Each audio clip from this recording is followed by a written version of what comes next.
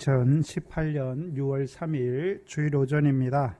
이 시간 우리 각자에게 주시는 하나님 말씀은 사도행전 12장 1절로 5절 말씀입니다. 사도행전 12장 1절로 5절 말씀입니다. 이 시간 우리 각자에게 하시는 하나님의 말씀으로 함께 받겠습니다. 그때에 헤롯 왕이 손을 들어 교회 중 몇 사람을 해하려 하여 요한의 형제 야고보를 칼로 죽이니 유대인들이 이 일을 기뻐하는 것을 보고 베드로도 잡으려 할세 때는 무교절이리라. 잡음에 옥에 가두어 군사 내식인 네 패에 맡겨 지키고 6월절 후에 백성 앞에 끌어내고자 하더라. 이에 베드로는 옥에 갇혔고 교회는 그를 위하여 간절히 하나님께 빌더라. 아멘. 사도행전은 복음의 증인들을 예루살렘과 유대와 사마리아와 땅끝까지 보내셔서 하나님의 교회를 세우시는 역사를 보여주시는 것이죠. 그것을 보여주시지요. 그래서 지금 우리가 사도행전을 쭉 보고 있는데 그 복음의 증인들을 통해서 어떻게 예루살렘에, 어떻게 유대에, 갈릴리에, 사마리아에 나아가서는요, 어떻게 이방인의 땅인 안디옥에까지 하나님의 교회가 세워지는 것을 우리에게 보여주십니다. 그래서 우리가 사도행전을 쭉 한번 돌아보면 사도행전 2장은 오순절 성령의 충만함을 받고 성령의 말하게 하심을 따라 다른 방언으로 하나님이 하신 큰일, 그 아들을 통해서 이루신 큰일을 증거하는 복음의 증인들을 통해서 이제 복음으로 예수 그리스도 이름으로 세례를 받게 하고 죄사함 얻어서 성령을 선물로 받아서 이제 예루살렘에 하나님의 교회가 세워지게 하셨죠. 그게 사도행전 2장이죠. 그리고 이제 3장부터 6장 7절까지는 스데반이 등장하기까지 6장 7절까지는 그 예루살렘 교회가 세워진 예루살렘 교회가 여러 가지 시련과 여러 어려움 속에서도 어떻게 성장하시는지를 보여주시죠. 그렇죠? 대제사장들의 시기와 그렇죠? 반대가 있잖아요. 핍박이 있는 것이죠. 고난이 있었죠. 또한 교회 내적으로는요, 아나니아 삽비라의 문제가 있었고 또요 구제의 문제가 발생했잖아요. 그래서 헬라파 과부들이 구제에 빠짐으로 그렇죠? 헬라파 유대인들이 히브리파 유대인들을 원망하는 것을 보여주셨잖아요. 근데 그것이 어떻게 정리가 되게 하시고 잘 교회 안에서 질서 있게 정리가 되게 하셔서 이제 교회가 그 예루살렘에 세워진 교회가 성장하고 부흥하는 것을 보여주시는 거예요. 그리고 이제 사도행전 6장 8절 이하부터 이제 스데반이 등장하지요. 예찬이는 성경 읽고 성경 들고서 뒤에 서서 예배 드리세요. 빨리.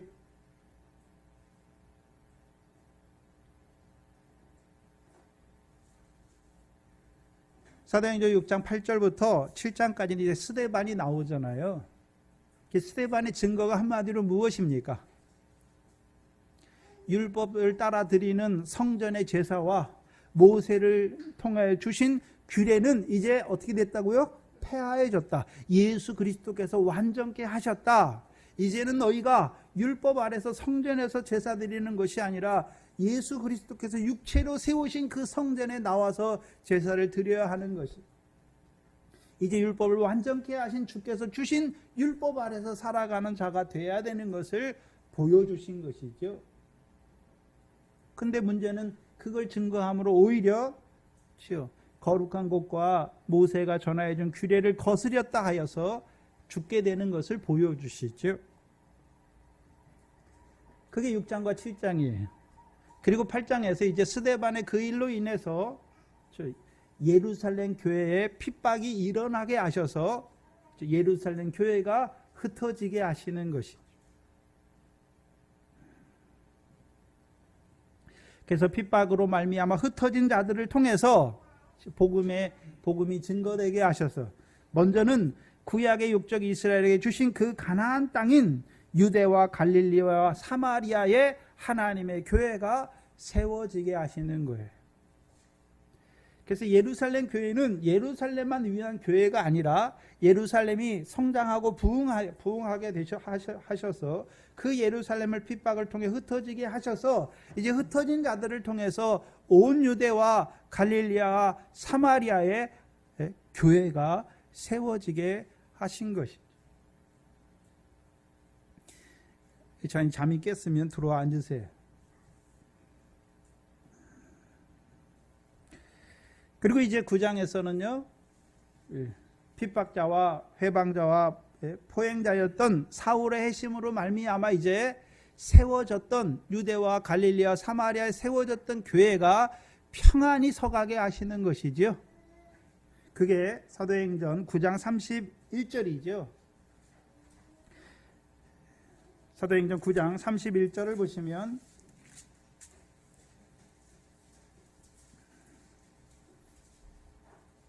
그리하여 온 유대와 갈릴리아 사마리아 교회가 평안하여 든든히 서가고 주를 경외함과 성령의 위로로 진행하여 수가 더 많아졌다라고 말씀하시죠. 핍박이 예루살렘 교회에 핍박이 일어날 때는 그게 굉장히 안 좋게 보였는데 근데 그 핍박을 통해서 오히려 예루살렘 교회가 흩어지게 하셔서 온 유대와 갈릴리와 사마리아의 하나님의 교회가 세워지게 할 뿐만 아니라 그 하나님의 교회가 든든하게 서가게 하시고 이제는 주를 경외함과 성령의 위로로 진행하여 수가 더 많아지게 하시는 것이죠. 그게 9장 31절까지의 역사죠. 이제 9장 32절부터 나오는 그 베드로, 요바의 시몬 피장의 집에 거하던 그 베드로에게 하나님께서 환상을 통하여 고넬료에게 보내셔서 이스라엘에게 전하신 말씀, 곧 예수 그리스도를 증거하게 하셔서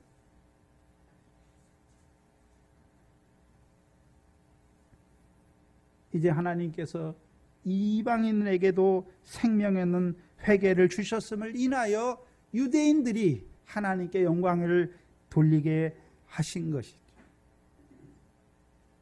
그래서 이제 유대인들로 하여금 인종적 편견을 넘어서게 하셨습니다.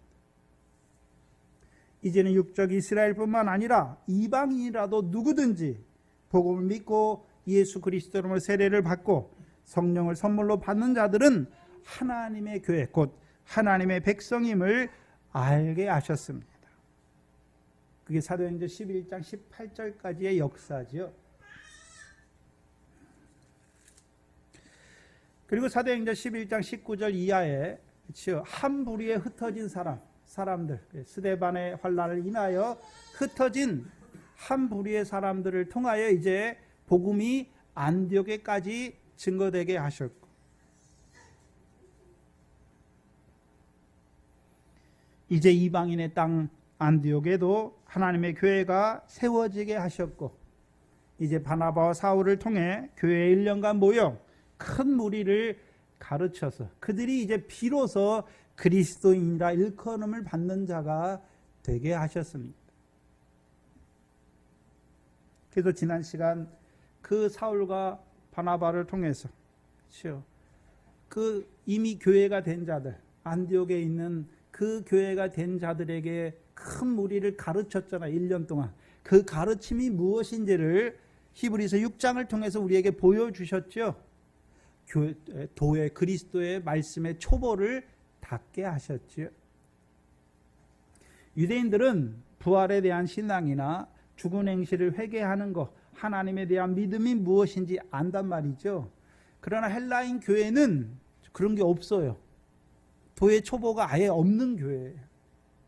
그래서 마치 우리가 어렸을 때 교회에 다녔다가 타락했다가 다시 교회에 온 자들은 하나님이 누군지 믿음이 뭔지 알잖아요.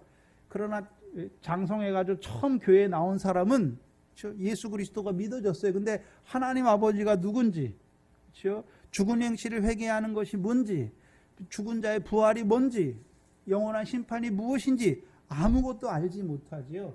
그러니까 그 교훈의 털을 닦아주는 것이죠.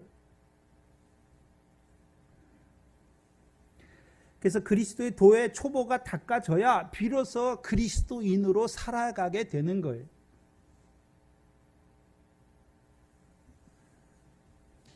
그렇다면 이제 그리스도인으로 살아간다는 것. 그리스도인으로 살아간다는 것은 이제 삶의 방식이 그렇죠? 그리스도처럼 살아가는 첫 걸음마를 떼는 거예요. 그래서 지난 시간에 먼저 그렇죠? 그리스도인으로 살아간다는 것은 먼저요 죽은 행실을 회개하는 자로 살아가는 것을 보여주셨죠. 이미 복음을 믿을 때 회개했어요. 회개하고 복음을 믿으라 말씀했잖아요. 이제 회개를 말하는 것이 아니라 죽은 행실을 회개하는 자로 살아가는 것이죠. 그럼 행실, 우리가 예수 믿기 전에 행실은 어떤 행실입니까? 죽은 행실이에요. 그렇죠? 왜요? 육체와 마음이 원하는 대로 했잖아요. 그것을 한마디로 뭐라 그럽니까? 허물과 죄로 죽은 행실이다 라고 말씀하는 것이죠.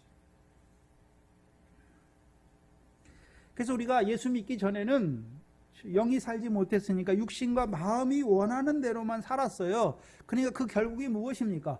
허물과 죄로 죽은 행실 가운데 살았단 말이죠. 이제 그 죽은 행실이 무엇인지를 가르쳐서 그 죽은 행실에서 하나하나 돌이키게 하는 거예요. 이제는 육신과 마음이 원하는 대로 살게 하는 것이 아니라 예수 그리스도께서 원하는 대로, 하나님께서 원하는 대로 살게 하는 것이지요.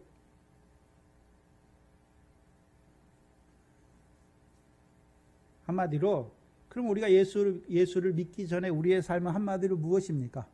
육신의 목숨을 위해서만 산 것이죠. 육신의 목숨을 위해 살아갔던 것이죠. 그럼 이제 죽은 행실을 회개한다는 것은 이제 어떤 자로 살아가는 것입니까? 죽은 행실에서 육신의 목숨을 위해 살던 그 행실에서 돌이켜서 이제 어떤 자로 살아가는 것입니까? 먼저 그 나라와 의를 구하는 자로 살아가는 자가 되는 것이죠. 그렇다면 생각해 보세요. 육신의 목숨을 위해서만 살던 우리가 늘 육신의 목숨을 위해서 무엇을 먹을까 마실까 입을까 염려하던 우리가 어떻게 먼저 그 나라와 의를 구할 수 있는 자로 살아가게 되는 것입니까? 우리가 하는 게 아니죠. 하나님께 대한 믿음이 있어야지요. 하나님께 대한 믿음이 있어야 되죠. 그래서 하나님은 어떤 하나님입니까? 천부잖아요. 천부. 하늘에 계신 우리 아버지잖아요. 그래서 천부에 대한 믿음이에요. 천부에 대한. 마태복음 6장이지요. 그럼 하늘 아버지는 어떤 아버지 하나님이십니까? 천지를 창조하셨을 뿐만 아니라 오늘도 공중의 새를 먹이시고, 그렇죠? 내일이면 아궁이에 던질 들필도 입히시는 하나님. 그게 하늘의 하나님이에요. 그 하나님이 누구 하나님입니까? 우리의 아버지란 말이죠. 하물며 그 미물은 공중의 새와 들의 그 들풀도 하나님이 입히시는데 하물며 너희일까 보냐 염려하지 말라라는 거예요. 그렇죠? 그래서 이제 우리로 하여금 이제 이방인들이 염려하는 그 염려가 아니라 이제 왜요? 천부께서 이미 너희에게 있어야 될 것을 아시잖아요. 그럼 이제 어떤 자에게 주시는 것입니까? 먼저 그 나라와 의를 구하는 자들에게 육신에 필요한 모든 것들을 하나님이 주신단 말이죠. 그래서 마태복음 6장에 너희는 먼저 그 나라와 의를 구하라. 그러면 이 모든 것을 너희에게 더하여 주시겠다 하고 말씀하신 것이죠. 그 다음 천부라고 말할 때에는 이제 우리를 하나님의 형상으로 지으셨을 뿐만 아니라 그 독생자를 내어주시기까지 사랑한 너희가 아느냐 하물며 너희일까 보냐 염려하지 말라는 것이죠. 그래서 이제 먼저 그 나라와 의를 구하는 자들에게 이 모든 것, 곧 육신에 필요한 모든 것을 더하여 주시는 것이죠. 이제 그러면 이제 어떤 자가 되는 것입니까? 우리가 육신의 목숨을 위해서 벌어먹고 사는 것이 아니라 그 나라와 의를 구했더니 하나님이 육신에 필요한 것을 하나님이 주시는 걸 가지고 살아가는 자가 되는 거예요. 한마디로 하면 재물을 자기 소유, 재물이죠. 재물을 파는 자가 된 거예요. 전에는 내 거였잖아요. 내가 본 내 거였어요. 이제는요, 하나님이 주신 걸로 갖고 사는 자가 되는 거예요. 그래서 예수 믿는 것은 소유를 파는 거예요. 소유를 파는 거예요. 전에는 내가 본 내 돈이었는데 이제는요, 하나님이 주신 거예요. 전에는 내 아내였는데 이제 예수 믿고 나니까 내가 사랑한 아내가 아니라 하나님이 주신 아내예요. 전에는 내가 낳은 내 자식이었는데 이제 믿음 안에 서게 되니까 하나님이 주신 하나님의 자녀로 보고 살아가는 것이죠. 내 자식으로 생각되면 내 자식 육신만 키워요. 그러나 이제 하나님의 자녀로 보게 되면 하나님의 자녀로 양육하는 것이죠. 그래야 여러분이 그 자녀를 위한 기도가 온전해지는 거예요. 여러분이 자녀를 위해 헌신하고 섬기는 그 모든 것이 다 상이 되는 거예요. 여러분, 세상 사람들이 자기 자식 다 누구보다도 잘 키우려고 헌신하고 수고하지요. 그 자기 자식 잘 키우는데 누가 상 줍니까? 누가 칭찬합니까? 아무도 안 해줘요. 그러나 저와 여러분은 하나님이 주신 자녀로 알고 그를 위해 헌신하고 수고하고 기도하고 그 모든 거 누가 상 주십니까? 하나님께서 하나님의 자녀를 잘 키웠다고 상 주시는 거예요. 칭찬하시는 것이죠.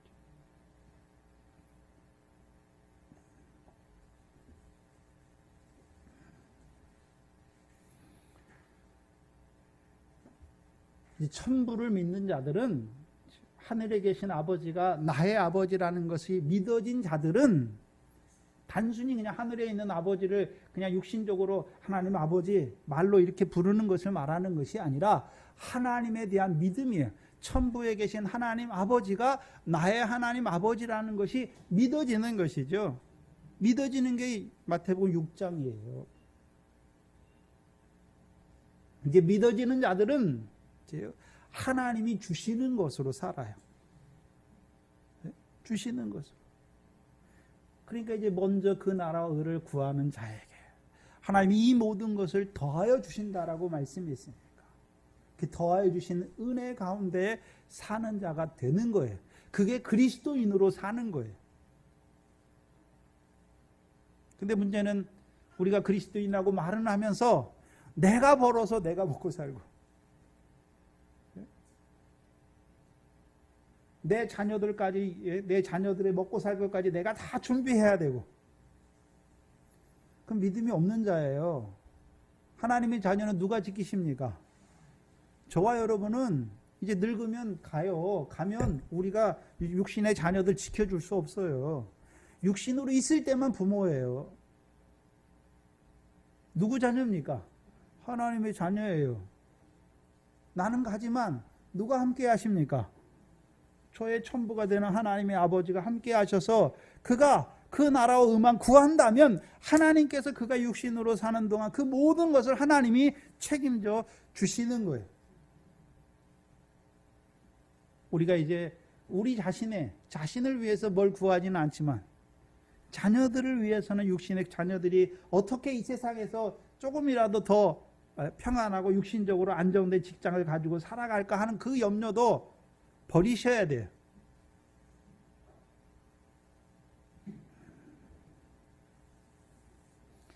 먼저 그 나라와 의를 구하는 자로만 세워놓으세요. 그러면 하나님께서 그의 인생을 책임져 주시는 것이죠. 두 번째는 세례들과 안수죠. 여기서 세례를 말할 때는 마태복음 28장 19절이잖아요. 아버지와 아들과 성령의 이름으로 세례를 베푸는 것이죠. 세례를 받는 자로 세워야 되는 것이죠. 그래서 요한 1서 1장 3절처럼 이제 성령 안에서 아버지와 그 아들 예수 그리스도와 함께하는 사귐의 기쁨이 충만한 자로 살아가게 하시는 거예요. 세례들을 통해서. 세례라니까 세례 요한의 세례, 성령 세례, 그리스도 예수와 합한 세례도 있지만 여기서 말하는 세례들은 아버지와 아들과 성령의 이름으로 세례 주는 것이죠. 그래서 이제 아버지 하나님이 어떤 하나님인지 알게 가르치는 거예요. 아들 하나님이 어떤 하나님인지 가르치는 거예요. 성령 하나님이 어떤 하나님인지 가르쳐서 이제 삼위 하나님과 교제하는 자로 살아가게 하시는 것이죠. 그리고 안수는 이제 성령 안에서 예수 그리스도께서 베푸신 모든 대속의 은혜를 입은 자로 살게 하시는 거예요. 그 교제가 이루어져야, 삼위 하나님의 교제가 이루어져야 이제 성령 안에서 예수 그리스도의 베푸신 모든 대속의 은혜 안에서 살아가는 자가 되는 것이죠. 그게 로마서 9장 32절이에요. 찾아보시죠.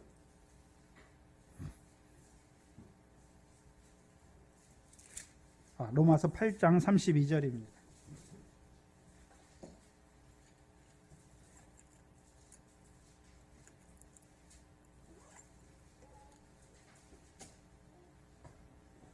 로마서 8장 32절입니다.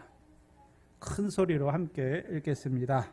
시작. 자기 아들을 아끼지 아니하시고 우리 모든 사람을 위하여 내어주시니가 어찌 그 아들과 함께 모든 것을 우리에게 은사로 주지 아니하시겠느냐 말씀하시죠. 아들을 내어주신 이가 누구와 함께 그 모든 것을 우리에게 은혜로 주시는 것입니까? 아들과 함께. 그래서 하나님이 주시는 은혜는 하나님이 직접 주시는 것이 아니라 그 아들을 통해서 우리에게 모든 것을 다 은혜로 주시는 거예요. 그게 안수예요. 그 안수에는 뭐가 있습니까? 우리의 병 고침을 위한 안수도 있고, 그렇죠? 병 나음을 위한 안수도 있잖아요. 죄 사함 받게 하는 것이죠. 병은 죄에서 왔으니까. 또 우리를 직분의 자리로 세우시는 것이고, 그렇죠? 그래서 또 안수는 우리에게 부어주신 그 성령의 은사가 무엇인지 일깨워서 더욱 불의를 뜻하게 하시는 것입니다. 그리고 이제 나아가 부활의 소망 안에서 영원한 심판을 예비하는 자로 살아가는 자를 그리스도인이라고 말하는 거예요.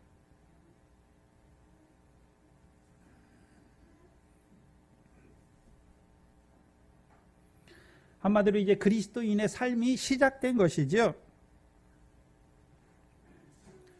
그리스도의 형상으로서의 삶이 시작된 거예요. 다른 말로 하면요, 상과 영광에 합당한 삶이 시작된 것을 그리스도인이다라고 말씀하는 것이죠. 그렇다면 봐야죠. 오늘도 예수 믿지만 말로는 내가 그리스도인이라고 말하지만 여전히 이방인이 구하는 것을 구하는 자로 살아가는 자들은 참 그리스도인입니까? 이름만 그리스도인입니까? 이름만 그리스도인이에요. 오늘도 육신의 목숨을 위해서 무엇을 먹을까 마실까 입을까 그 이방인이 구하는 거예요. 왜? 하나님이 없거든요. 하나님이 없으니까 육신으로 사는 게 전부예요. 그러니까 늘 육신의 목숨을 위해서 무엇을 먹을까 마실까 입을까죠. 남들보다 더 좋은 차를 타기를 원하고 더 좋은 집에 더 좋은 거, 그거예요. 삶의 목표가. 그렇죠?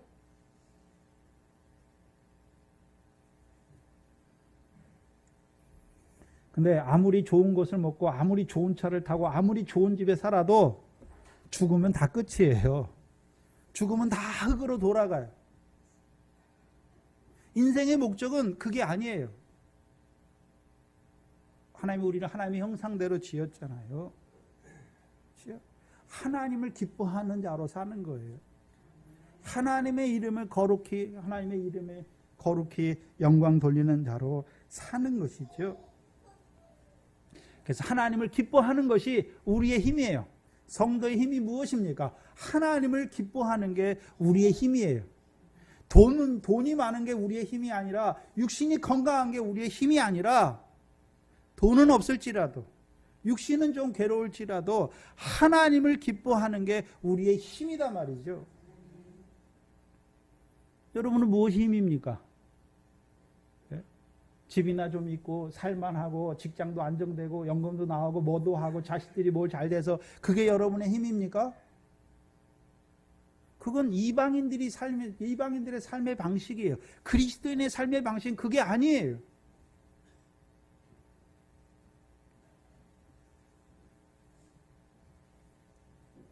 오늘도 많은 사람들이 자기는 그리스도인이라고 말하는데 삶의 방식을 보면 돼요. 여전히 죽은 자로, 이방과 같이 여전히 육신의 목숨을 위해 살아가는 자들은 하나님이 보실 때 그리스도인이 아니라 이방인이다라고 말하는 거예요.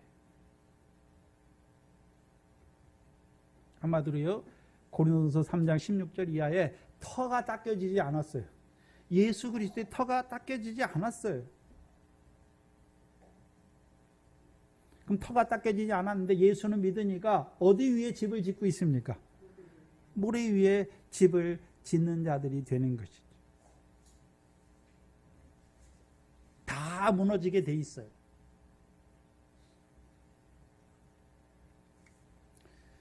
이제 도의 초보가 닦아져야 비로소 그리스도인으로서 삶이 시작되는 거예요. 그래서 지난 시간 11장 사도행전 11장 27절로 30절이 안디옥 교회가 이제 그리스도인으로서의 삶이 시작되는 것을 보여주셨죠. 그리스도께서 인자가 이 땅에 왜 오셨습니까? 섬김을 받으러 오셨습니까? 섬기기 위해서 오셨습니까?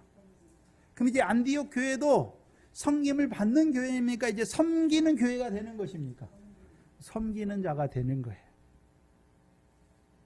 물론 영적인 것으로 섬기지 못하지만 육신적인 것으로 유대에 있는 형제들을 섬기는 자가 되는 거예요. 구제죠, 구제.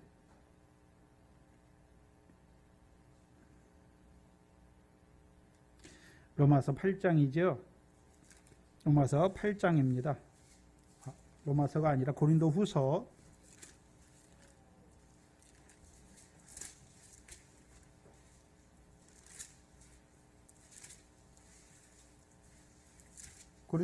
8장입니다.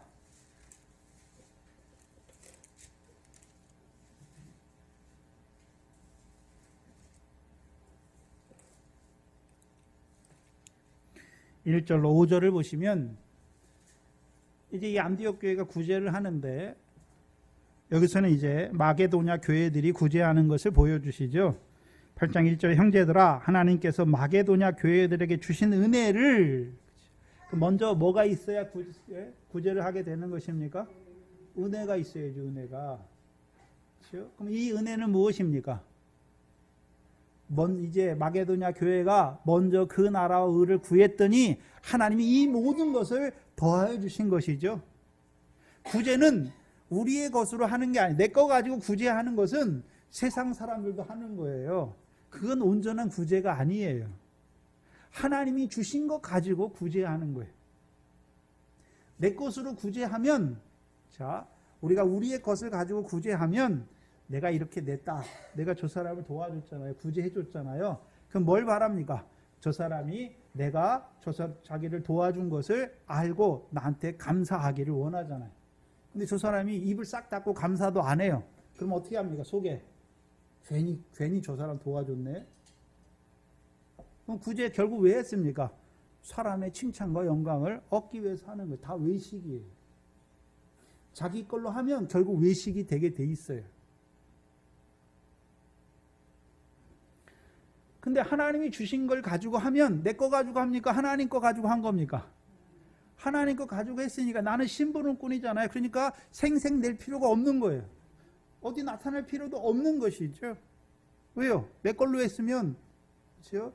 저 사람이 안 알아주면 좀 마음이 섭섭한 마음이 있을 건데 하나님이 주신 걸로 했으니까, 그렇죠? 또한 구제인 상이 있잖아요.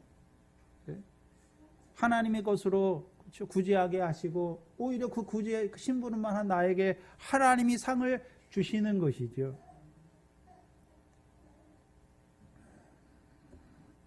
먼저 주신 은혜가 있어야 하는 거예요. 그 4절에 보시면 이 은혜와 성도 섬기는 일에 참여함에 대하여 우리에게 간절히 구하니, 구제하는 것은 이제 하나님 먼저 은혜를 주셔야 하는 것이고, 두 번째는요, 그 은혜를 가지고 이제 어떤 일에 참여하는 것입니까? 성도를 섬기는 일에 참여하는 거예요. 그게 그리스도인 일. 그리스도인은 말로만 그리스도인이 아니라 그리스도께서 인자가 이 땅에 오셔서 섬기는 자로 살아갔듯이 우리도 어떤 자로 살아가는 것입니까? 섬기는 자로 살아가는 거예요. 섬기는 자로. 근데 문제는 우리는 육적인 죄의 본성이 있어가지고 섬기는 것보다 섬김을 받기를 원하잖아요. 섬김을 받기를 원해요. 누가 나를 알아주기를 원하고 나를 높여주기를 원하는 것이죠.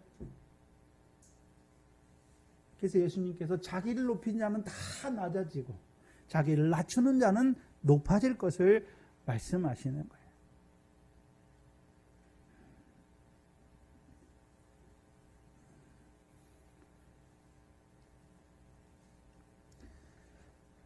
근데 섬기는 자가 큰 자입니까? 섬김을 받는 자가 큰 자입니까? 네? 누가 큰 자입니까? 세상에서는 섬김을 받는 자가 큰 자잖아요. 근데 하나님의 나라에서는 섬기는 자가 큰 자예요. 섬기는 자가 큰 자란 말이죠. 여러분도 한번 생각해 보세요. 저희 소윤이가 있는데 소윤이가 부모를 섬기기 위해서 지가 아침에 일어나서 부모의 밥도 하고 뭐도 하고 합니까? 부모가 다 해주는 것입니까? 부모가 다 해주는 거예요. 그 섬김을 받는 거예요. 어렸을 때는. 근데 이제 안디옥 교회가 그리스도의 도의 초보가 딱 닦여지니까 이제 어떤 일이 시작되는 것입니까? 섬기는 일이 시작되는 거예요. 그게 그리스도인의 삶이 시작됐다라고 말하는 거예요. 그럼 우리 각자도 한번 생각해 보세요. 나는 섬기는 일이 있는가? 육적인 것 안에서 말고, 그렇죠? 예? 이 신앙 안에서 섬기는 일이 있는가 생각해 보세요.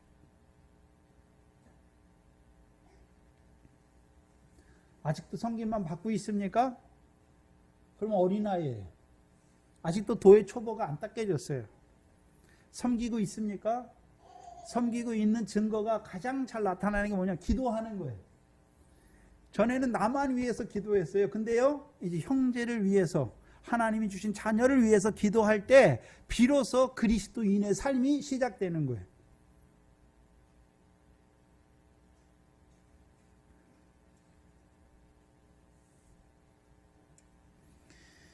그리스도께서 이 땅에 사시는 방식의 삶이 시작된 것이죠.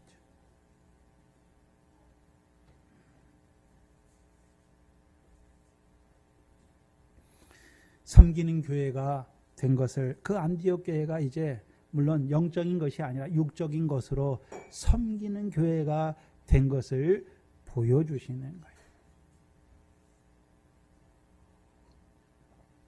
섬길 때에는 큰 자가 어린 자를 섬기는 거예요. 그리고 이제 12장 1절에 그때에 라고 말씀하시죠. 그때는 우리가 봐야 되는데 사도행전 11장 30절을 한번 보세요. 이를 실행하여 바나와 사울의 손으로 장로들에게 보냈지요. 그리고 12장 마지막 절을 보시면 12장 마지막 절 25절이죠. 바나바와 사울이 부조의 일을 마치고, 그렇죠? 마가라 하는 요한을 데리고 예루살렘에서 안디옥으로 돌아오니라 말씀했죠. 그러면 12장에 일어나는 일은, 그렇죠? 바나바와 사울이 안디옥 교회 부조를 가지고 예루살렘에 올라가면서부터 내려올 때까지의 역사를 보여주시는 것이죠. 그게 그때예요.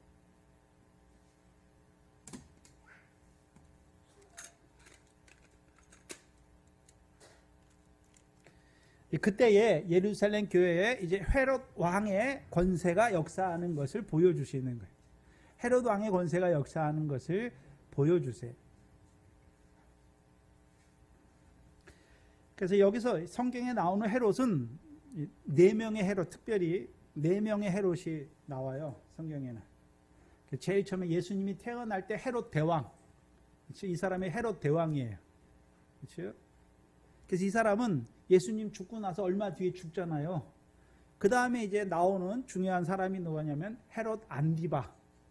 세례 요한 죽일 때, 예수님 십자가에 죽일 때 그 헤롯 왕이 누구냐면 헤롯 안디바예요.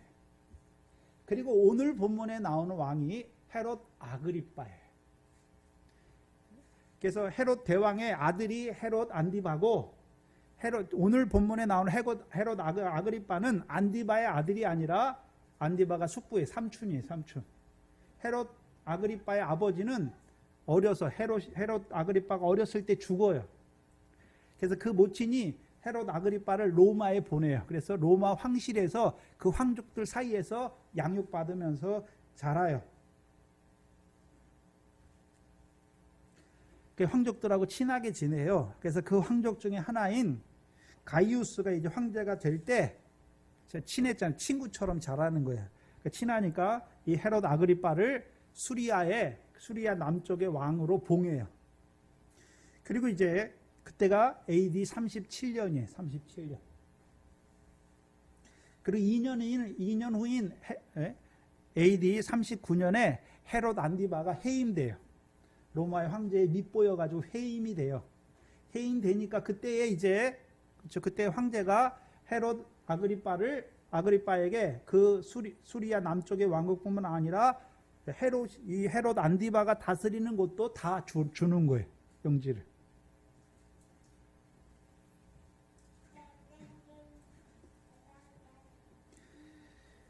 그래서 이제 유대와 사마리아 온 갈릴리를 다스리는 자가 헤롯 아그리빠가 되는 거예요. 그때가 이제 AD 41년에서 44년이에요. 44년이에요. 그리고 이제 12장에 보면 이 헤롯 아그리빠 1세가 죽잖아요. 죽어요. 그 충이 먹어서 죽잖아요. 그리고 이제 사도행전 26장에 나오는 아그리빠는 이 헤롯 아그리빠 1세의 아들이에요. 2세예요. 2세. 근데 이 헤롯 아그리빠 2세는 아버지가 가졌던 그 모든 영지를 차지하지 못해요. 로마 총독에게 줘버리잖아요. 그러니까 그는 조그만 나라만 다스리는 자가 되죠. 그래서 헤롯 가문은 에돔 출신이에요. 에돔. 이두메는 신약에서 이두메라고 그러고 구약에서는 에돔 족속이에요. 근데 헤롯 가문이 그렇죠. 이제 유대 지역을 다스리잖아요. 그러니까 유대인의 지지를 얻기 위해서 이들이 유대교로 다 개종을 해요. 개종을 하지만 뿌리는 어디입니까? 에돔 족속이잖아요. 그러니까 유대인들, 바리새인들이 싫어하는 거예요. 그래서 바리새인의 제자들이 헤롯 당원들하고는 교류도 안 해요. 그러다가 예수를 잡아 죽이기 위해서 마태복음 22장에 바리새인의 제자들과 헤롯 당원들이 함께 모여서 모의하는 거예요. 왜요? 목표가 같으니까. 그래서 이 헤롯 가문의 왕들은 유대인의 지지를 얻기 위해서, 유대인에게 환심을 사기 위해서, 유대인에게 굉장히 그렇죠, 인기를 얻기 위해서 유대인들이 원하는 일을 하는 거예요. 오늘 본문에서도 그렇죠, 이 헤롯 아그리빠가 야고보를 죽이잖아요. 왜 죽입니까? 유대인들이 좋아하니까 죽이는 거예요. 그리고 그걸 유대인들이 기뻐하니까 이제 누구도 잡아들입니까? 베드로도 잡아서 죽이려고 하는 거예요. 특별히 이 헤롯 아그리빠는 헤롯 가문 중에서 하스모니아 왕조의 피가 섞였어요. 그래서 헤롯 대왕의 부인이 여러 명이에요. 그 중에 하나가 하스몬 왕조의 여왕과 결혼해서 낳은 후손 중에 하나가 헤롯 아그리빠예요. 그러니까 유대인들이 하스몬 왕조, 그렇죠, 예수님 오시기 전에 그렇죠, 헬라에서 독립하면서 세워진 왕조가 하스모니아 왕조인데 그 왕조에 혈통이 있기 때문에 유대인들이 더 좋아해요. 다른 헤롯 왕보다는 이 헤롯 아그리빠를 좋아해요. 그리고 이 헤롯 아그리빠는 자기가 하스모니아 유대인의 피가 흐르기 때문에 그걸 굉장히 자기의 자랑으로 생각하고 율법에도 열심히 있는 사람이에요.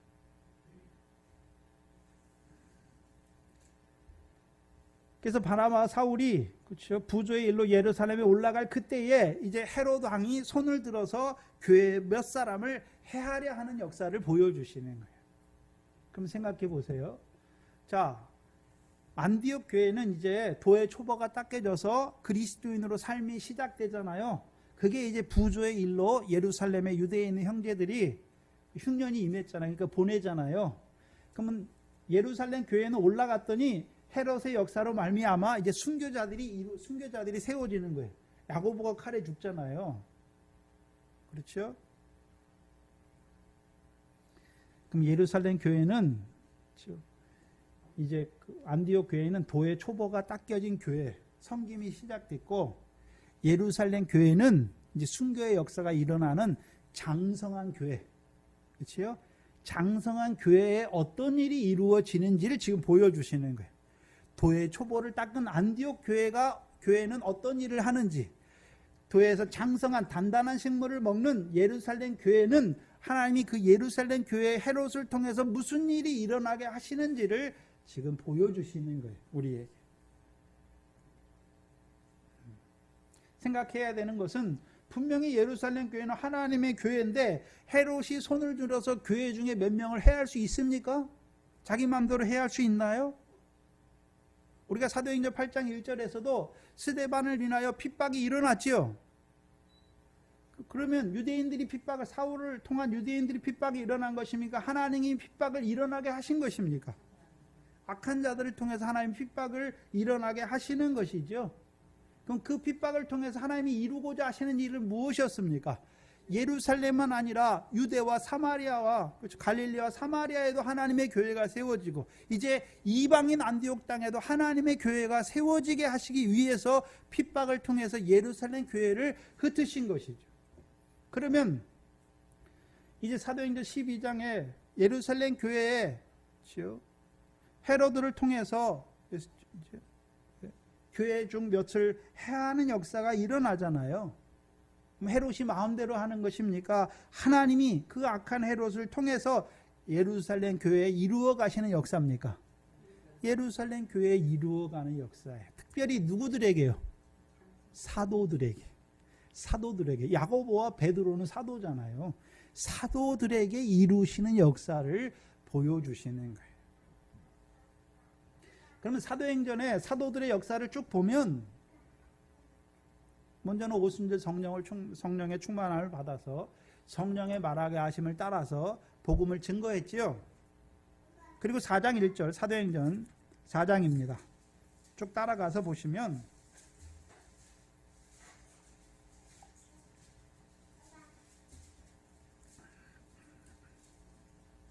사도행전 4장 1절로 2절입니다. 사도들이 백성에게 말할 때에 제사장과 성전 맡은 자와 사두개인들이 이르러 백성을 가르침과 예수를 들어 죽은 자 가운데서 부활하는 도 전함을 좋아합니까? 싫어합니까? 싫어하잖아요. 그래서 붙잡아요. 그리고 17절에 보시면, 4장 17절에 보시면 이것이 민간에 더 퍼지지 못하게 저희를, 사도들을 위협하여, 위협하잖아요. 그럼 사도들은 뭘 받았습니까? 이제 말씀을 전하는 것 때문에 위협을 받잖아요. 그 위협을 받으니까 이제 다시는 안 해야지 합니까? 그래도 합니까? 그래도 해요. 그리고 이제 5장 17절에 보시면 이제 위협에서 더 자라가요. 사도행전 5장 17절을 보시면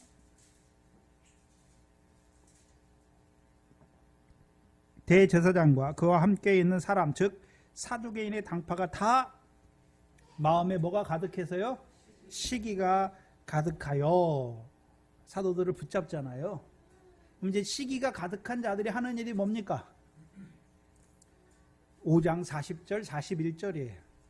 사도행전 5장 40절, 41절이잖아요. 그럼 원래 이 대제사장과 유대인들은 싫어했잖아요. 부활의 도 전함을 싫어하기만 했는데, 그도 싫어하니까 그들을 위협했잖아요. 위협함에도 불구하고 계속해서 증거함으로 그 수가 많아지니까 이제 시기가 가득한 것이죠. 그럼 이제 그들 마음에, 대제사장과 그 사두개인의 당파 마음에 뭐가 역사합니까? 시기가 역사하잖아요. 네? 그래서 야고보서에 우리 마음에 시기와 분쟁하는 것은 하늘로부터 오는 것입니까? 세상적이요 마귀적인 것입니까? 이미 마귀에게 사로잡힌 자들이 된 것을 보여주시는 거예요. 이제 시기하는 자들, 시기의 마음이 일어나면 하는 일이 뭐냐면 40절, 41절에 저희가 옳게 여겨 사도들을 불러들여 채찍질하고, 그 위협에서 그치는 것이 아니라 뭐 합니까? 채찍질하잖아요. 채찍질하여 예수의 이름으로 말하는 것을 금하여 놓으니, 그건 자기들이 예수를 증거하니까 오히려 채찍질이 왔어요. 그러면 이 사람들이 어떻게 해야 됩니까? 이제 낙망하고 실망해가지고 이제 다시는 예수의 이름을 말하지 않아야지.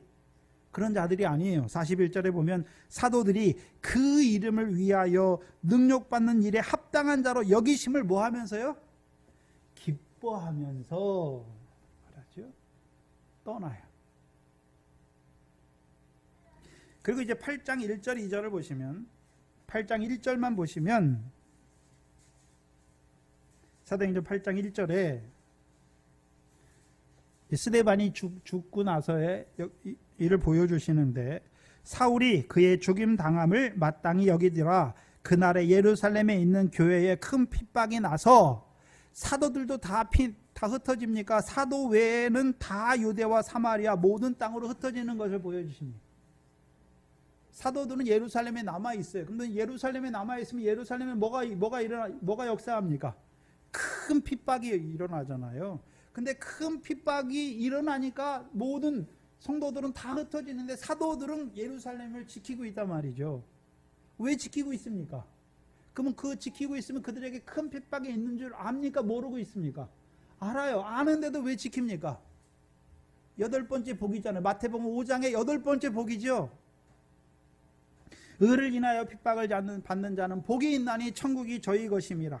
나를 인하여 너희를 욕하고 핍박하고 거짓으로 너희를 거스려 모든 악한 말을 할 때에는 너희에게 뭐가 있다고요? 복이 있나니 기뻐하고 즐거워하라. 하늘에서 너희 상이 큼이다라고 말씀하죠. 그러면 이제 사도들도 사도행전을 쭉 보시면 사도들에게 일어나는 제일 처음에 위협, 그 다음에요 채찍질, 그 다음에 뭐가 일어납니까? 큰 핍박이잖아요. 그럼 사도들의 믿음도 어떻게 되고 있습니까? 자라나고 있는 것을 보여주시는 거죠. 그럼 큰 핍박이 일어나는데도 왜 사도들은 흩어지지 않습니까? 큰 핍박을 통해서 이루시는 하늘의 큰 상을 봤으니까 오히려 그 핍박을 인해서 기뻐하고 즐거워하는 자가 되는 거예요. 단지 그냥 예루살렘에 있는 것을 말하는 것이 아니라 그 8번째 복을 누리는 자가 된 것을 보여주시는 것입니다. 그러면 오늘 본문은 그 핍박을 인해서, 그렇죠? 핍박을 인해서 오히려 기뻐하고 즐거워하는 자들을 헤롯의 역사를 통해서 이제 뭐 하게 하시는 것입니까? 순교하게 하시는 역사를 보여주시는 거예요.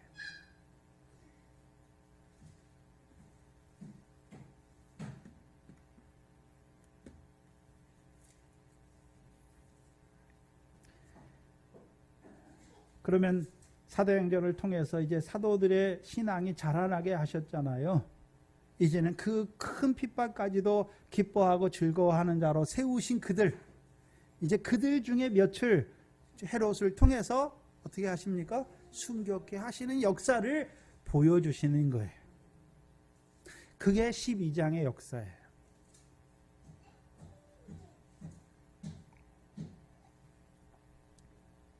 오늘 본문 2절을 보시면 요한의 형제 야고보를 칼로 죽였다라고 말씀하시죠. 근데 왜 야고보입니까?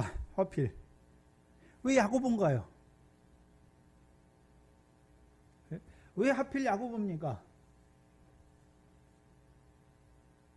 먼저 익었기 때문에 먼저 따는 것이죠. 자, 우리가 밀의 결실이나 보리의 결실은 보리와 밀 중에서 먼저 익은 것이 있잖아요. 근데 먼저 익었다고 먼저 추수합니까? 한꺼번에 추수합니까? 그건 한꺼번에 추수예요. 그러나 우리가 사과나 과수원의 농장에 가면 그 과수원도 그렇죠. 밀이나 벼농사처럼 한꺼번에 추수합니까? 익은 걸 먼저 땁니까? 열매는 익은 걸 먼저 따는 거예요. 먼저 익었기 때문에 먼저 따는 거예요. 그럼 야고보는 어떻게 먼저 익은 자가 됐을까요? 먼저 장성한 자가 됐단 말이죠. 왜 먼저 장성한 자가 되었습니까? 마태복음 20장이죠. 마태복음 20장을 한번 보시면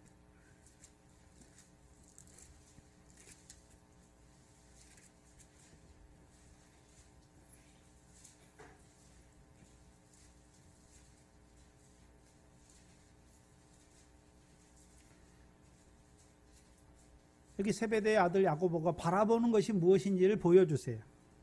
20절에 보시면 마태복음 20장 20절 이하에 그때에 세베대의 아들의 어머니가 그 아들들을 데리고 예수께 와서 절하며 무엇을 구하니 예수께서 가라사대 무엇을 원하느냐 가로되 이 나의 두 아들을 주의 나라에서 하나는 주의 우편에 하나는 주의 좌편에 함께 명하소서. 맞죠? 예수께서 대답하여 가라사대 너희 구하는 것을 너희가 알지 못하는도다. 나의 마시려는 잔을 너희가 마실 수 있느냐? 저희가 말하되 마실 수 있나이다.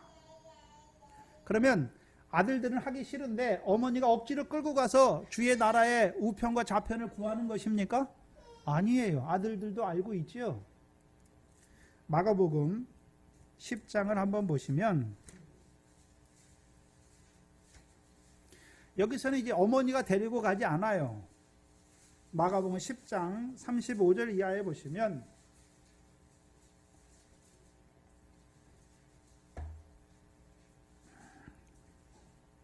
마가복음 10장 35절 이하에 보시면 세베대의 아들 야고보와 요한이 주께 나와 여짜오되 선생님이여 무엇이든지 우리의 구하는 바를 우리에게 하여 주시기를 원하옵나이다.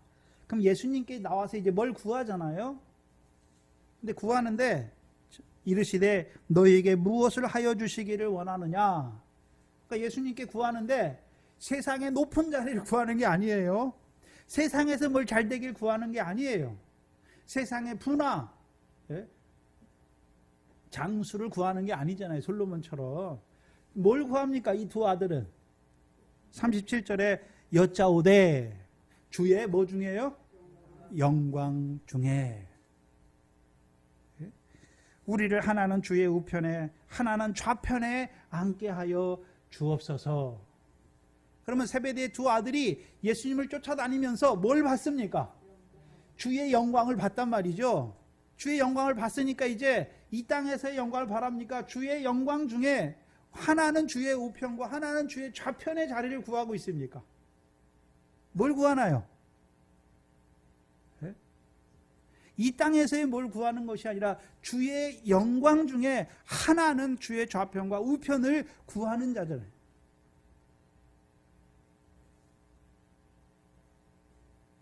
그럼 이들이 어떻게 주의 영광을 보았습니까? 마태복음 17장이잖아요. 따로 높은 산에서 변형되신 영광의 모습을 봤잖아요. 누가 함께 봤습니까? 베드로와 야고보와 요한이 본 것이죠.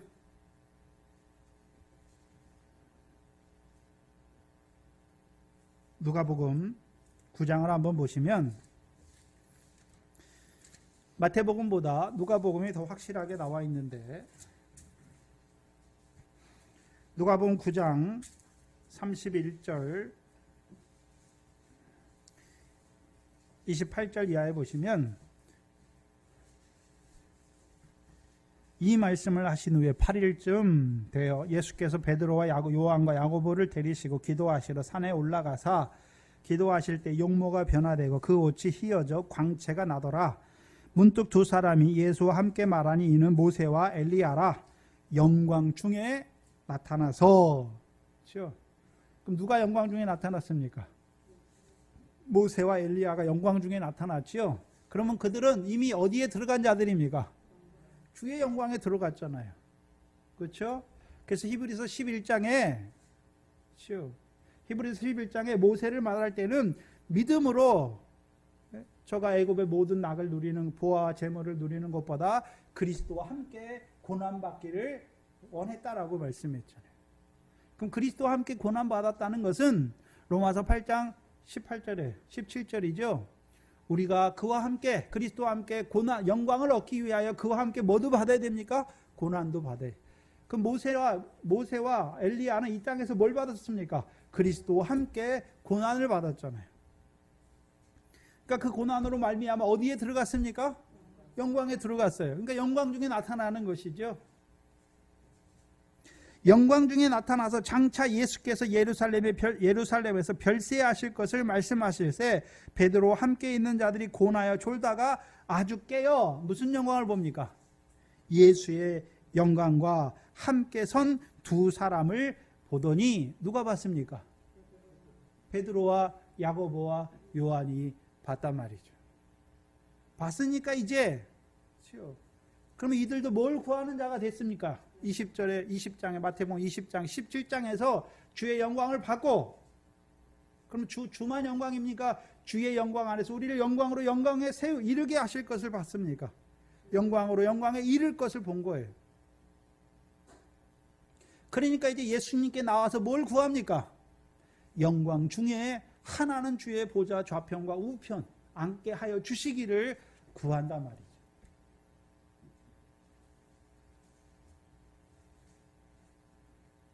그럼 구하는 자에게, 그렇죠? 마가복음에 보면, 그러면 그 영광에 들어가려면 들어가는 방법이 있어요. 길이 있어요. 네? 뭐를 마시고 뭐를 받아야 됩니까? 두 가지. 내가 마시는 잔을 너희가 마실 수 있느냐라고 말해요. 또 한 가지는요, 내가 받을 세례를 너희가 받을 수 있느냐. 마태복음에서는 내가 마시는 잔을 너희도 마실 수 있는 잔밖에 안 나오는데, 마가복음에서는요, 내가 마시는 잔을 너희가 마실 수 있느냐 말하고, 더 나아가서요, 내가 받는 세례를 너희도 받을 수 있느냐 말해요. 그러면 주의 영광 중에 보좌 우편과 좌편에 앉으려면 뭘 마시고 뭘 받아야 됩니까? 주의 마시는 잔과 주의 받는 세례를 받는 자가 그 자리에 들어가는 거예요. 그러면 오늘 본문에서, 그렇죠? 이 야고보가 죽는 것은 한마디로 뭐 하는 것입니까? 주의 잔을 마시는 것이고 주의 받는 세례를 받는 자리인 것을 보여주시는 거예요. 생각해 보세요. 여러분은 뭘 바라봅니까? 예수 믿었는데 뭘 구하고 있습니까? 하나님 앞에. 단지 육신으로 살아가는 동안에 하나님 육신에 평안 주시고 나 죽을 때 고통 없이 자다가 알지도 못하게 이렇게 죽게, 그런 거 구합니까? 물론 그것도 구해야지요. 그러나 뭘 받다면요? 주의 영광을 받다면 뭘 구하겠습니까? 주의 영광 중에 우리를 주의 보좌 우편과 좌편에 앉게 하여 주시는 것을 구하는 거예요. 그게 장성한 자의 기도예요.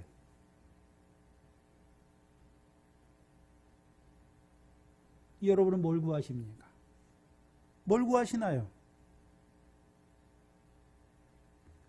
본 게 있어야 구하는 거예요. 본 게 있어야 구하는 거예요. 우리가 보는 것입니까? 주께서 데리고 올라가서 보여주셔야 되는 것입니까? 주께서 우리를 데리고 올라가셔서 그 영광을 보여주셔야 구할 수 있는 거예요.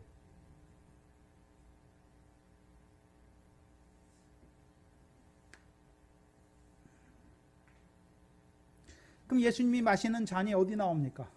예수님이 마지막 성찬 때 나오죠. 그래서 마태복음 26장이잖아요. 잔을 주시며 살해하시면서 가라사대 뭐라고 말씀하십니까? 제자들에게.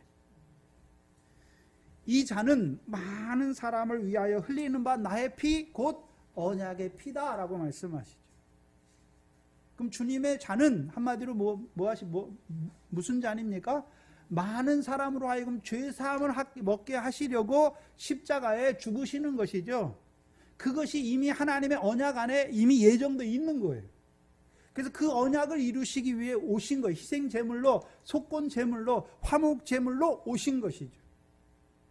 그래서 구약의 제사는 다 뭐를 상징하는 것입니까? 예수 그리스도께서 이 땅에 오셔서 화목제물로 십자가에 죽으실 것을 다 상징하는 거예요. 그건 다 그림자와 예표예요. 그럼 예수 그리스도께서 왜 십자가에 죽으시는 것입니까? 모든 사람이 죄를 범하였잖아요. 하나님의 영광에 이르지 못하죠. 그래서 모든 사람의 죄를 지고 십자가에 죽으시는 것이죠.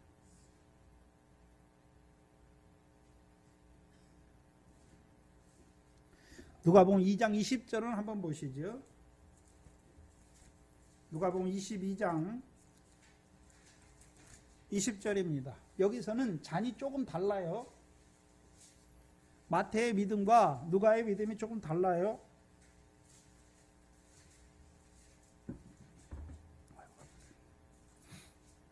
(20장 20절에) 큰 소리로 한번 읽어봅니다. 시작. 저녁 먹은 후에 잔도 이와 같이 하여 가라사대 이 잔은 내 피로 세우는 새 언약이니 곧 너희를 위하여 붓는 것이다. 마태복음에서는 그냥 많은 사람을 위하여 흘리는 바 나의 피 곧 언약의 피라고 말했는데 여기서는 뭐라고 말합니까? 내 피로 세우는 새 언약이다라고 말씀하잖아요. 새 언약이잖아요. 그럼 예수님께서 십자가에 죽으심으로 이제 우리를 새 언약의 백성으로 세우신 것이죠. 새 언약은 무엇입니까? 내가 너희를 사랑한 것 같이 너희도 서로 사랑하는 거죠. 그게 새 언약이잖아요. 신의 산에 주시는 언약은 우리가 하나님을 사랑하고 우리가 이웃을 사랑해야 되는데 예수 그리스도께서 오셔서 주시는 새 언약은 우리 보고 하나님 사랑하라는 말씀이 없어요. 주께서 우리를 사랑하시는 거예요. 그 사랑을 받은 너희가 이제 마땅히 형제를 사랑해야 되는 것을 말씀하시는 거예요. 그러면 먼저 야고보가 이 새 언약의 잔을 마신 것이죠. 그럼 새 언약의 잔을 마셨으면 이제 그렇죠. 그 피를 누구에게 부어주셨습니까? 새 언약의 잔을 마시는 자에게 부어주시잖아요. 부어주시면 이제 야고보가 어떤 자로 살아갑니까? 늘 나 같은 죄인을 사랑하시는 그 사랑 안에서 자라가는 거예요. 자라갔으니까 이제 어떤 자가 되는 것입니까? 주께서 자기를 사랑하신 대로 형제를 사랑하는 그 열매 맺는 자로 살아간 것이죠.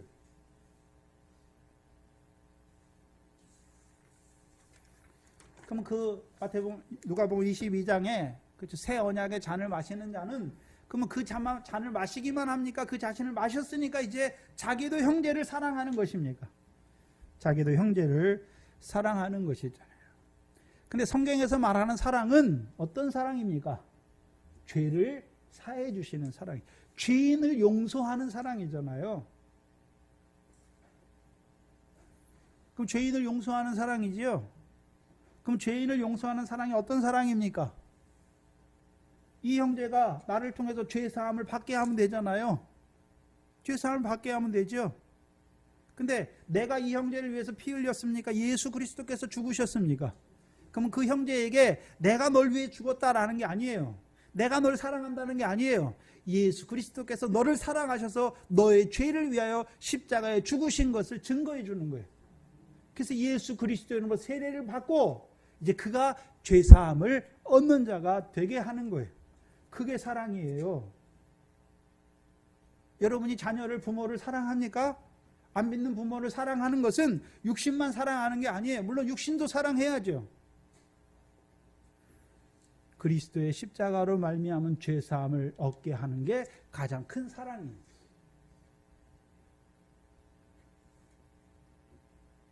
두 번째 사랑은요, 진리의 사랑 안에 세우는 거예요. 진리의 사랑 안에. 다른 말로 하면요, 가르치는 거예요. 이제 제자가 된 자들. 예수 그리스도의 십자가로 말미암아 죄사함 받고 성령을 따라나서 하나님 나라 백성이 된 자들에게 주께서 분부한 모든 것을 가르치는 거예요. 그게 무엇입니까? 진리의 사랑 안에 살아가게 하는 거예요. 이제 제자라고 하는 것은 내 마음대로 사는 게 제자가 아니에요. 주께서 분부한 것을 지키는 자로 살아가는 게 제자예요. 그럼 그들에게 가르쳐야 되는 것이죠. 먼저는 도의 초보를 닦아주는 것이고, 더 자라가서는요, 떡을 먹는 자로, 더 단단한 식물을 먹는 자로, 장성한 자로 세워주는 게 진리의 사랑 안에 살게 하는 거예요. 그래서 요한 2서입니까 3서입니까? 내가 내 자녀들이 진리 안에 행하는 것을 보는 것보다 더 큰 기쁨이 없다라고 말씀하시죠. 물론 복음 안에서 그들이 살아나는 것도 기쁜 일이지만 그보다 더 기쁜 게 무엇입니까? 그들이 진리 안에 행하는 거예요. 한마디로요, 그 나라와 의를 구하는 자로 사는 거예요. 한마디로요, 하늘에 계신 아버지 하나님께서 갚으시는 상이 있는 그 의를 행하는 자로 사는 그것을 기뻐하는 거예요.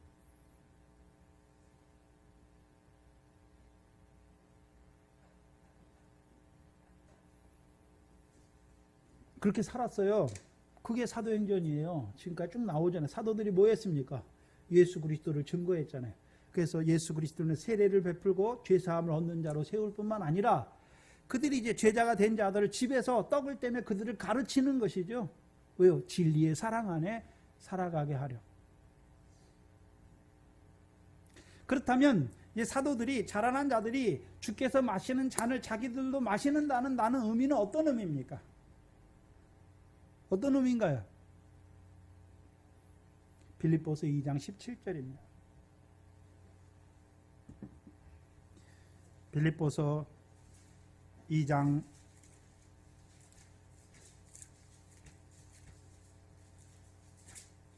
17절이죠. 신약 319페이지입니다. 빌립보서 2장 17절에 보시면 만일 너희의 믿음의 재물과 봉사 위에 내가 나를 관제로 드릴지라도 나는 기뻐하고 너희 무려 함께 기뻐하리다. 관제라고 하는 것은 부어 드리는 거예요. 부어 드리는 거예요. 예수님께서 자기를, 그렇죠? 너희를 위하여 새 언약으로 부어 줬잖아요. 그럼 이들도 이제, 자라난 자들도 이제 뭐 하는 것입니까? 부어 드리는 거예요. 한마디로 순교의 피를 흘리는 것을 말씀하는 거예요. 그래서 요한일서 3장 16절이죠. 동산교회 포효가 무엇입니까? 요한복음 3장 16절이에요. 여러분 복도 걸어오시다 보면 그 앞에 요한복음 3장 16절이 있어요. 근데 요한복음 3장 16절은, 요한일서 3장 16절은 요한복음 3장 16절이 있어야 요한일서 3장 16절이 있는 거예요.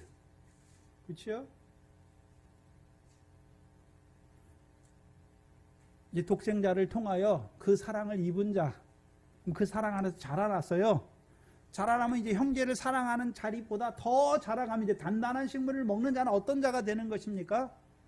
우리가 그리스도께서 우리를 위하여 죽으심으로 그리스도의 사랑을 알아서 우리도 마땅히 이제 누굴 위해 죽는 것입니까? 형제를 위하여 죽는 것이 마땅한 자예요.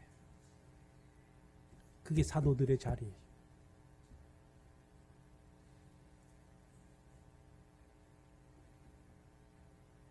근데 생각해야 되는 것은 여러분 주의 영광이 먼저 있습니까? 잔이 먼저 있습니까? 영광을 보여주셔야 그 잔도 보이는 거예요. 영광을 본 자들에게 너희가 그 영광에 들어가는 것을 잔으로 보여주시는 거예요. 나의 마시는 잔을 너희도 마실 수 있느냐 말씀하시는 거예요. 그럼 순교는 무엇입니까? 주께서 우리를 위하여 죽으심으로 죽으신 걸 보고 우리도 누굴 위해 죽는 것입니까? 한마디로 주를 위해 죽는 거예요. 주를 위해 죽는 거예요.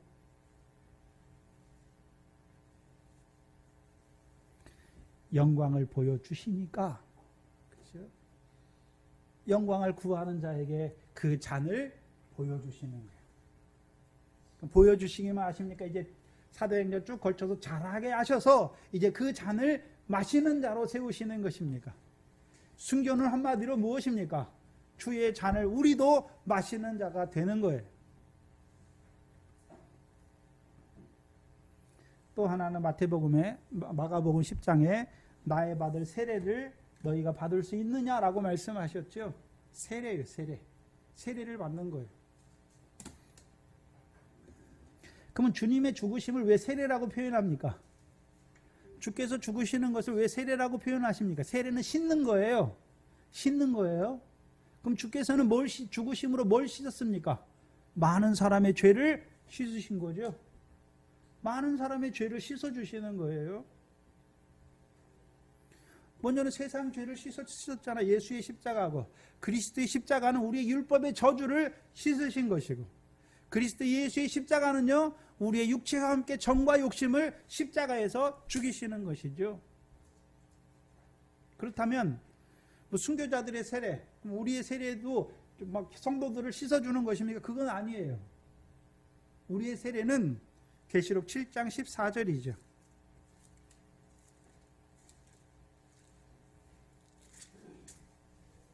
계시록 7장 14절입니다.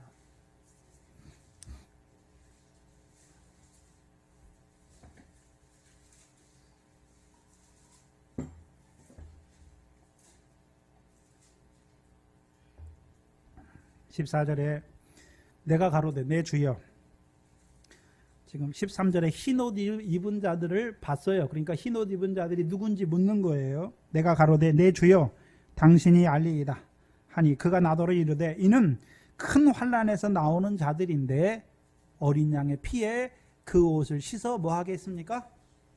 순교는 한마디로 세례인데, 그렇죠? 어린 양의 피에 우리 옷을 씻는 거예요. 씻어서요 희게 하는 거예요. 희게 하는 거예요. 그래서 순교자들에게 무슨 옷을 주십니까? 흰 옷을 주시는 거예요. 흰 옷을. 흰 옷을 주셔서 순교자들도 이 땅에 살 때 죄가 있어요. 허물이 있단 말이죠. 그 허물을 다 가리우시는 거예요. 그래서 이제 첫째 부활에 참여하는 자들, 둘째 사망의 해를 받지 않는 자들로 세우신단 말이죠. 오늘 하나님께서 이 동산교회를 왜 세우셨습니까? 물론 도의 초보도 다 가야지요. 그러나 이제 자라가서 이제 떡을 먹는 자들로, 인자의 살과 피를 먹어서 이제 영생에 이르는 열매를 맺는 자들로 세울 뿐만 아니라 더 자라가서 단단한 식물, 주의 마시는 잔과 주의 받는 세례를 받는 자들로 세우시기 위해서 세운 교회잖아요. 문제는 첫째 부활의 영광, 그 순교의 영광을 바라보면서도 열매도 없어요. 결실도 없어요. 결실과 열매가 있어야 비로소 단단한 식물도 먹게 하시는 거예요. 그래서 이제 주께서 받는 먼저는 주의 영광을 보여주시고 우리도 주께서 받으신 그 잔을 마시게 하시는 것이고 주께서 받는 세례를 받게 하시는 것이죠. 왜요? 주의 영광의 보좌 우편과 좌편에 앉게 하여 주시는 거예요. 자, 생각해 보세요. 자, 우리가 육신으로 누리는 세상의 부귀 영화는 잠깐이에요. 그러나 우리에게 주시는 하늘의 그 상과 영광은 영원한 거예요. 그럼 우리를 순교를 통해서 그 주의 영광의 보좌의 우편과 좌편에 앉게 하여 주셔서 그렇죠? 가장 빛난 그 영광을 주셔서 그렇죠? 그 영광 가운데 영원토록 살게 하셔서 우리에게 거저 주시는 그 은혜의 영광을 찬송하게 하는 자로 살게 하시는 거잖아요. 여러분 생각해 보세요. 눈에 보이는 그 세상의 영광도 그거 잡으려고 사람들이 얼마나 열심히 자식들 공부시킵니까? 왜요? 의대 가고 법대 가서 좋은 직장 가서 그 세상의 부귀 영화를 누리게 하려고. 근데 그거는 누려봤자 80이요, 90이요, 100세예요. 다 끝나요. 그러나 하나님께서 우리를 위해서 예비하신 영광은 영원한 거잖아요. 영원한 거.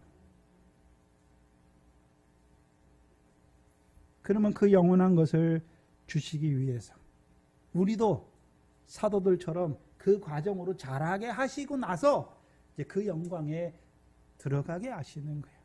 그냥 있다가 막 그 영광에 들어가는 것이 아니라 내 마음대로 살다가 뭐 그때 환란이 오면 그때 들어가는 것이 아니라 사도들과 같이 자라게 하셔서 이제 이 단단한 식물인 주의 잔과 주의 받는 세례도 받게 하셔서 그 순교의 영광에 들어가게 하실 것입니다. 근데 문제는 젖만 먹고 있어요. 떡을 먹여주셨는데도 그 떡이 온전히 살아서 역사하지 못해요.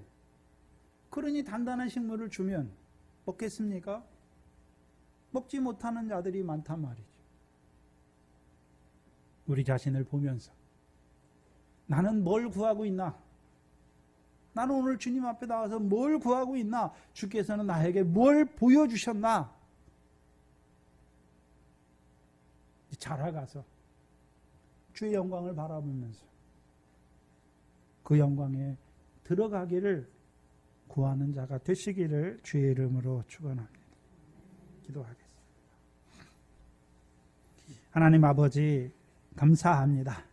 이곳에 주의 몸된 교회를 세워주시고 이제 시온에서 오시는 구원자로 말미암은 그 구원을 얻는 이방인의 충만한 수를 채우실 뿐만 아니라 이제 우리에게 단단한 식물을 주셔서 주의 영광의 보좌 우편과 좌편을 보여주셔서 이제 그 첫째 부활의 영광에 들어가는 그 믿음을 예비하는 이 교회로 세워주시니 감사합니다. 우리에게 주의 영광을 보여주셨지만 우리의 삶은 늘 그 영광과는 너무나 거리가 먼 여전히 육신에 속한 자로 떡을 먹기에도 부족한 자로 살아가는 미련한 우리들, 믿음이 없는 저희를 불쌍히 여겨 주시옵소서. 오늘 사도들을 통하여 그 예루살렘 교회에 그 순교를 통해서 이루시는 영광을 보게 하셨사오니 이 교회가 이제 순교자를 양육하는 하나님의 교회로 생육하고 번성하는 교회가 되게 하여 주시옵소서. 특별히 우리를 큰 환난을 앞둔 이때에 보내주셨을 뿐만 아니라 그 순교를 통하여 이루시는 그 영광을 우리에게 증거하여 주셔서 우리로 하여금 그 영광을 구하는 자로 세워주셨사오니 우리의 믿음이 늘 장성한 자로 단단한 식물을 먹는 자로 자라게 하셔서 그 주의 잔과 주의 받는 세례를 사모하는 자로 살아가는 귀한 교회 되게 하여 주시옵소서. 하나님 앞에 나올 때 하나님께서 그 나라와 의를 구하는 우리에게 주신 모든 것 가운데 구별하여 드린 11조 감사 주일을 하나님이 주신 것을 알게 하시고 이제 주신 물질로 육신의 것으로 섬기게 하시니 감사합니다. 우리에게 주신 모든 것이 그 아들과 함께 아끼지 아니하시고 우리에게 모든 것을 은혜로 주신 아버지 하나님, 늘 그 은혜를 온전히 감당하는 저희들로 살아갈 수 있도록 인도하여 주시옵소서. 감사하며 예수님의 이름으로 기도하옵나이다. 아멘. 찬송가 383장입니다.